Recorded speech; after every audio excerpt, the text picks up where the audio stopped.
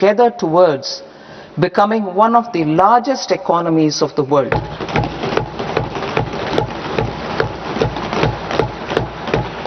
Our aim is to transform aspiration into achievement and potential into performance as we ensure that the dividends of growth reach every farmer, the scheduled caste, the scheduled tribes, the nomads, the youth, the poor and the women.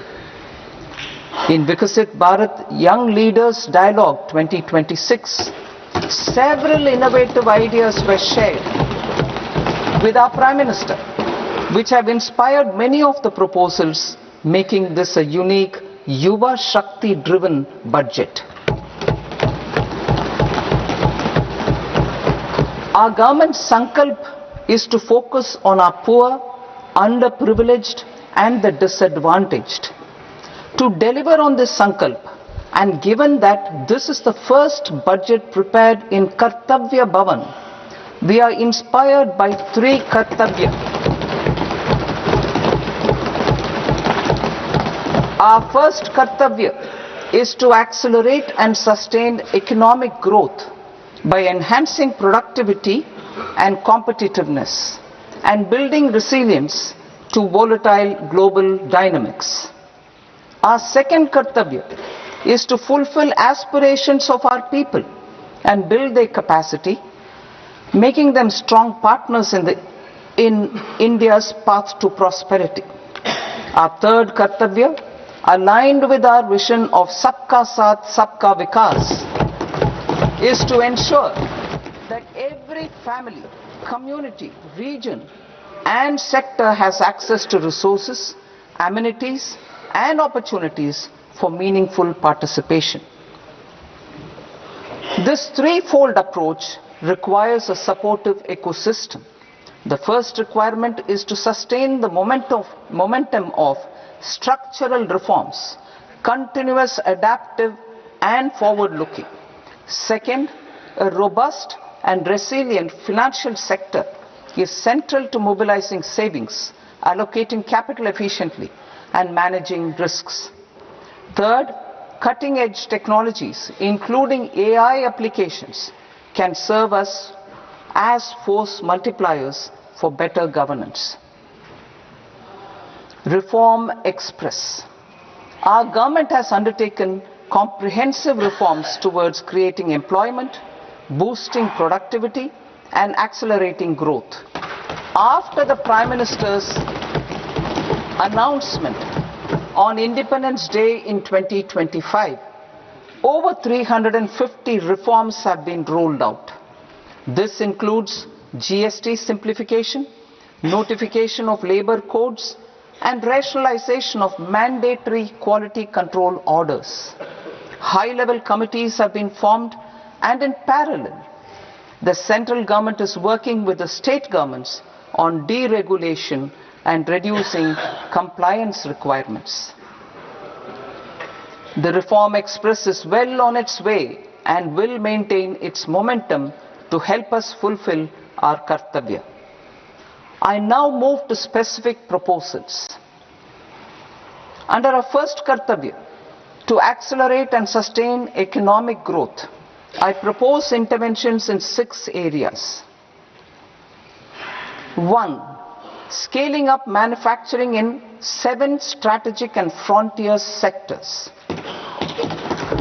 2. Rejuvenating legacy industrial sectors. 3. Creating champion MSMEs. 4. Delivering a powerful push for infrastructure. 5. Ensuring long-term security and stability. And 6. Developing city economic regions. Scaling up of manufacturing in 7 strategic and frontier sectors.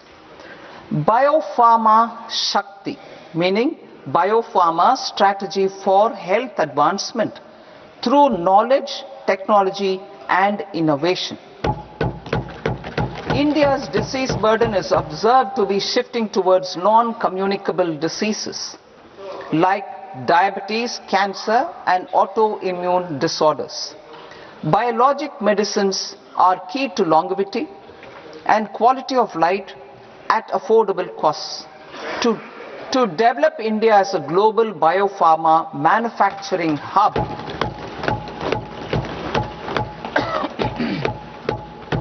I propose the Bio-pharma Shakti with an outlay of 10,000 crores over the next 5 years. This will build the ecosystem for domestic production of biologics and biosimilars. The strategy will include a biopharma focused network with 3 new national institutes of pharmaceutical education and research, popularly known as NIPERs, and upgrading 7 existing ones. It will also create a network of 1,000 accredited India clinical trials sites. We propose to strengthen the Central Drug Standard Control Organization to meet global standards and approve timeframes through approval timeframes through a dedicated scientific review cadre and specialists. India's Semiconductor Mission 1.0 expanded India's semiconductor sector capabilities. Building on this, we will launch ISM 2.0 to produce equipment and materials, design full-stack Indian IP, and fortify supply chains. We will also focus on industry-led research and training centers to develop technology and skilled workforce. The Electronics Components Manufacturing Scheme, launched in April 2025 with an outlay of 22,919 crores, already has investment commitments at double the targets. We propose to increase the outlay to 40,000 crores to capitalize on this momentum.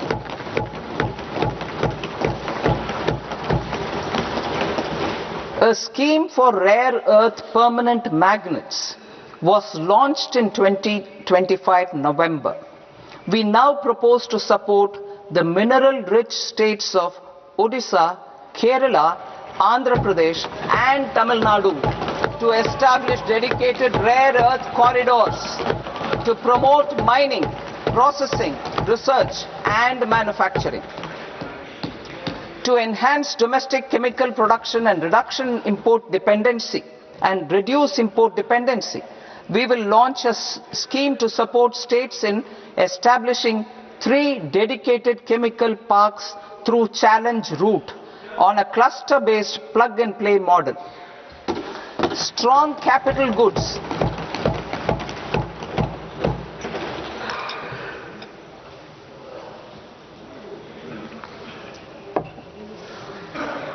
Strong capital goods capability is a determinant of productivity and quality across different sectors.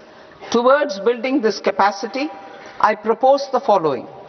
High-tech tool rooms will be established by central public sector enterprises at 2 locations as digitally enabled automated service bureaus that locally design, test and manufacture high-precision components at scale and at lower cost. 2. A scheme for enhancement of construction and infrastructure equipments will be introduced to strengthen domestic manufacturing of high value and technologically advanced CIE. This can range from lifts in a multi-storied apartment or firefighting equipment in multiplexes, large or small, and to tunnel boring equipments for building metros and high-altitude roads. I also propose a scheme for container manufacturing to create a globally competitive container manufacturing ecosystem with a budgetary allocation of 10,000 crores